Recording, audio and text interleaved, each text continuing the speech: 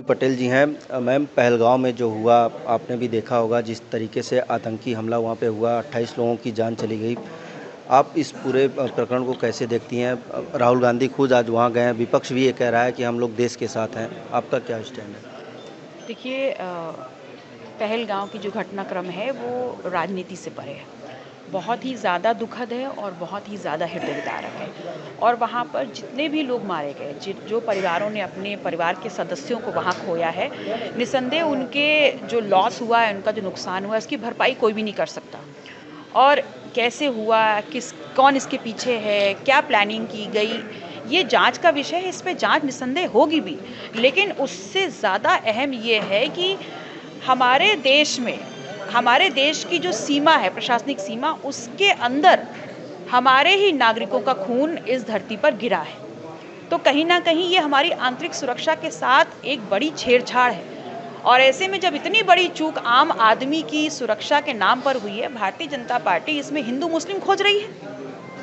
आपकी निगाह गिद्ध की निगाह है। आप इसमें क्या चाह रहे हैं? आप इस देश की जो लोकतंत्र है, जो सद्भावना है, जो सौहार्द है, उसको नोच खाना चाहते हैं क्या? कि सही लीड की डायरेक्शन में क्यों नहीं बढ़ रहे हैं? आप क्यों नहीं इस बात का एक्शन ले रहे हैं कि जो आतंकवादियों के शरणदाता हैं, सबसे पहले आपको उनके ऊपर अटैक करना चाहिए, उनकी रीढ़ की हड्डी पर वार करना चाहिए।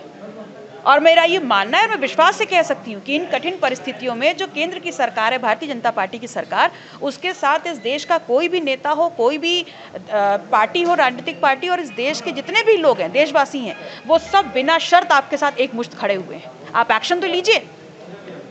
वहां पर वो जो लोग हैं, जो दोषी हैं, जो गुनहगार हैं, वो खुले घूम रहे हैं। और आपकी देश की सीमा में, यहाँ वाराणसी में हेमंत पटेल को दिन दहाड़े मार दिया जाता है। उसके जो गुनाहगार हैं वो भी खुले घूम रहे हैं। तो अगर उसकी बात होनी चाहिए तो वाराणसी में हेमंत पटेल की भी बात होनी चाहिए। अगर वो आतंकवाद है तो ये भी आतंकवाद है। अगर वो देश को खतरा है तो ये भी देश को खतरा है।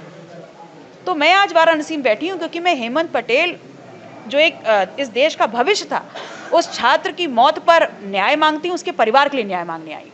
अब अखिलेश यादव कह रहे हैं कि आतंकवाद का कोई धर्म नहीं होता है, लेकिन सोशल मीडिया पे एक सिनेरियो ये भी चल रहा है कि जो आतंकी थे वो पहले जो पर्यटक थे उनसे उनका धर्म पूछे, उसके बाद उनको गोली मारे।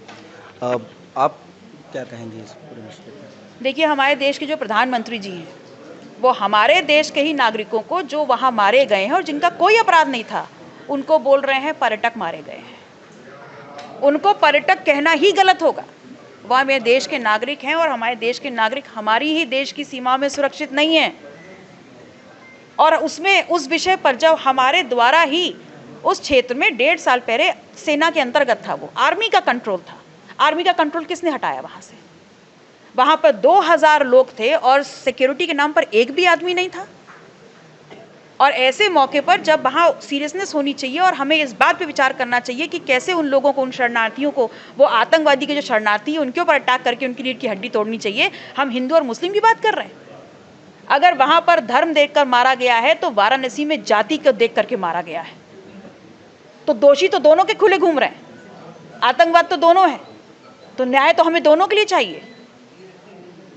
क्या लगता है सरकार को अब इस पे क्या एक्शन लेना चाहिए? पानी तो बंद कर दिया है सरकार ने पाकिस्तान का। मुझे लगता है कि आप बड़ी बड़ी बातें करना भूल जाइए।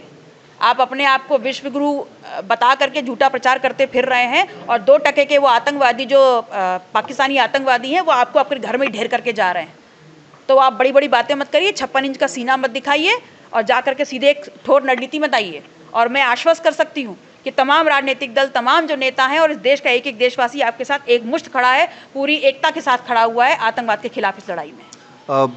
कानपुर का एक बेटा भी उसमें शहीद हुआ है, उसमें मारा गया है।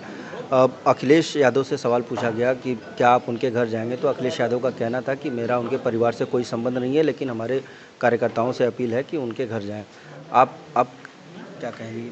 देखिए, उन्होंने क्या कहा मैं उसमें कुछ नहीं कह सकती, लेकिन निसंदेह इस घटनाक्रम में, इस जो अटैक हुआ है, उसमें जितने भी हमारे लोग गए हैं वो हमारे साथी थे, वो हमारे नागरिक थे इस देश के। उन सभी के प्रति हमारी जिम्मेदारी है।